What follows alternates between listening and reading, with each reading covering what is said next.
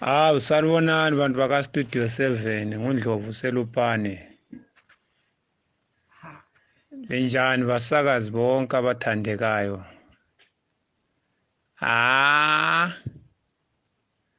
Hayi loba kuthiwani, mina ngumuntu sibilo support iZanu-PF. Ngisupporta iZanu-PF egcweleyo. Hayi kodwa-ke sokusehlula kuyala. Kuyala bakithi kuyala, la uyazibonela nje ukuthi ezinye izinto uyaqala usavala la uvala. Kodwa ekugcineni nje kuphela into esuke ibisenzakala ukuthi yabo usubona ukuthi lapha sokunzima. Imali le ayisasebenzi lutho la. Kula mali la kusebenza lutho, akula muntu ofuna imali. Into esimanga kakhulu kuzisebenzi zikahulumende zonke. Abantu abanjengamapholisa lamasotsha abashaya abantu laba, mina ngihlutshwa ukuthi bahola imali encane kakhulu. Kanti kungani bengavumela abantu ukuthi bathole ilungelo labo bathole imali efaneleyo njengamasotsha? Phela umuntu olisotsha lo mpholisa lo teacher thina sikhula kwakungabantu abale-dignity. Khathesi uyafica utitsha egqoke isigamba, ipholisa ligqoke isicathulo esingelasoli lamasotsha.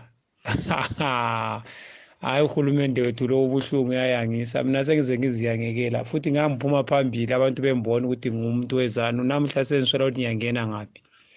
Hayi ngikhona apha endimimbili lami nguNdlovu Elupane endimimbili. Hayi ukhuluma lo mfana kaSoli lapha ezimdabula. Hayi into engenzakala msakazi ukuthi kuze kulunge konke lokho okwenziwe ngabozomvikela ukuthi bevale imigwaqo. Ukuthi kuzanywe ukuthi amazwe wonke azame ukungenela kuphume yona iZanu-PF ikhitshwe ngamazwe wonke ngoba abantu baseZimbabwe bona bodwa bayesaba ukubulawa, bayesaba ukuchaywa. That's why bengeke bekwanise lento okade umele yenzeke. Igama nguKhero ngokomoyo. Hayi mina engingakutsho nje kuphela ukuthi kubuhlungu kakhulu ukuthi khona abantu nxa besithi bayazwakalisa ubuhlungu bempilo ababuphilayo ezweni bese betshaywa ngamasotsha okungabantu okumele ukuthi bebeyavikele. So kunzima kakhulu ukuphila kulelani izwe, kunzima kakhulu. Igama lami uNdodana Ndlovu, ngokubuya ngibuye enkaya eGonya.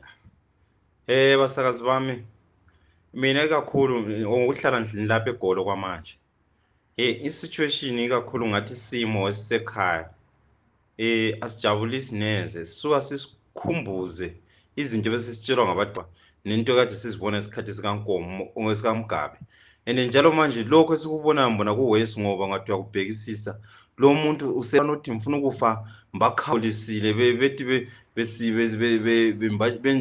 bengcwaba kodwa lami mbakhawulisile kakhulu nje eMandebeleni ngathi uyabheka sokuyilokho ukuthi kuyathunjwa ukukhuluma ngezansi usesaba simeni seguground ongakuthi asenankululeko elizweni sibe sesizibuza ukuthi kanti manje sokhululeka nini thina nje amaZimbabwe. Ngincubo okhulumayo kanti kahle sicela lisibuzele bona banaba bezomvikela umkhokhelo wabo libimfonele limbuza ukuthi abantu babotshelwe ukuthi waye besithi abafuni ubusela or abafuni inkohlakalo or babotshelwa ini ukuthi bangakhulumi ukuthi inkohlakalo abayifuni.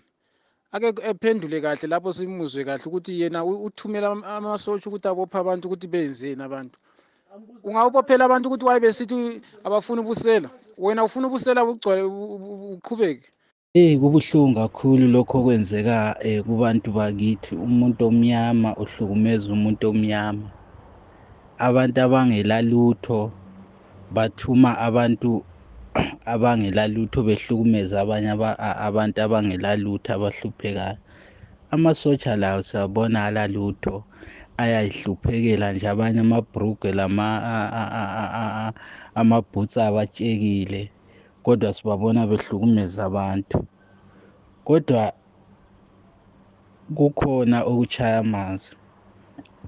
Kungenzeka ukuthi phakathi kuZanu-PF kukhona okuchaya amanzi ngoba